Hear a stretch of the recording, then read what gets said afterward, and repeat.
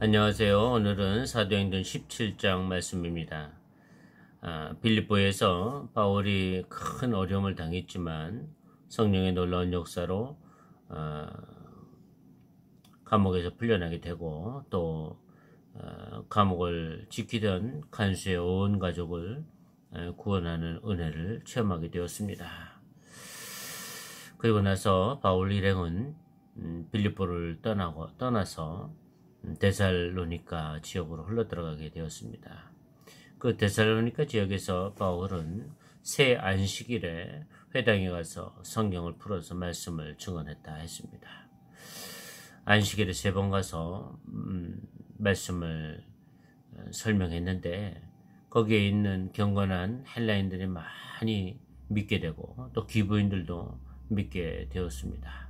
바울이 전하는 복음의 놀라움을 감추지 못하고 바울과 실라를 따르게 되었던 것이죠. 그러나 이렇게 복음을 받아들이고 믿는 사람들만 있는 것이 아니라 오히려 적대적인 사람들도 생겨났습니다.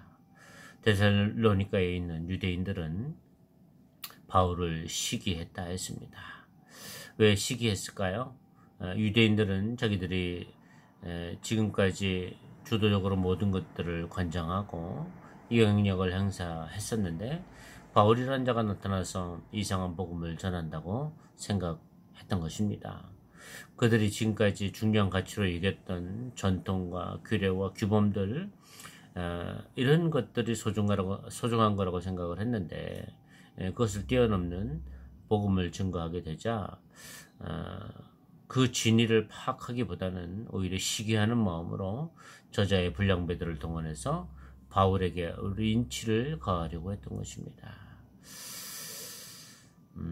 그것이 유대인들이 보였던 당시의 행동들이죠. 결국 그래서 바울 일행은 데살로니가를 떠나서 베레아로 흘러 들어가게 되었습니다. 베레아에 가서 복음을 전하니까 거기도 아주 신실한 경건한 사람들이 복음을 받아들이고 믿게 되었습니다.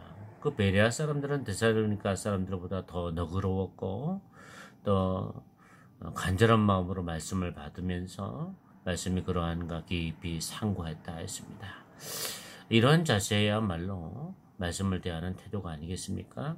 말씀을 들을 때 그 말씀이 정말 그러한가 깊이 묵상하고 상고하는 그런 과정을 통해서 하나님의 뜻을 잘 분별하는 것 아니겠습니까? 그런데 유대인들이 데살로니가에 있던 유대인들이 베레아까지 쫓아와서 소동을 일으키면서 방해하게 되었습니다. 그리고 바울을 잡아서 어려움을 당하게 하려고 했던 것이죠.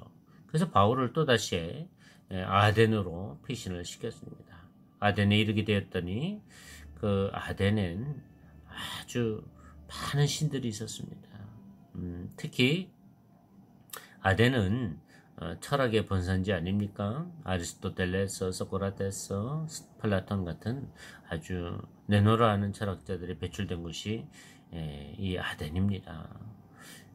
그곳에서 복음을 전하자 사람들이 바울이 전하는 복음을 궁금히 여기고 어떤 복음인가 하고 받아들이게 되죠. 받아들였다기보다는 그 바울이 전한 복음을 궁금해 여기고 듣게 됩니다.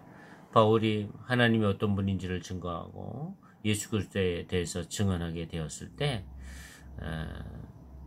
아덴 사람들은 대부분 조롱하고 믿지 않게 되었지만 그 중에도 복음을 받아들이고 믿는 사람들이 생겼습니다. 아레오보고 관리였던 디오누시오와 다말이라고 하는 여인이 복음을 받아들였다 했습니다. 오늘 사도행전 17장은 이렇게 데살로니가와 베레아와 아덴에서 있었던 일들을 우리에게 소개하고 있습니다. 그 지역에 있었던 사람들이 복음을 들었을 때 보이는 반응과 행태들이 각자 달랐습니다. 경건한 사람들이 복음을 받아들이는 모습과 또 유대인들이 적대적으로 나오는 모습과 철학자들이 조롱하고 복음을 배척하는 모습들, 그런 모습들을 보게 되죠. 똑같은 복음을 듣고도 보이는 반응들이 다릅니다. 오늘날 우리도 말씀을 대합니다. 말씀을 듣습니다. 말씀을 읽습니다. 그 말씀을 대하는 태도가 어떤 태도일까요? 말씀이 정말 그러한가? 깊이 묵상하고 상고하는 자들에게는 하나님의 놀라운 은혜가 있을 것입니다.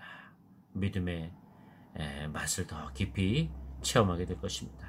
바라기는 말씀의 깊이 가운데 더 잠기는 사람들, 말씀의 진리를 더 캐내는 참 믿음의 사람들이 다 되기를 주님의 이름으로 축복합니다. 감사합니다.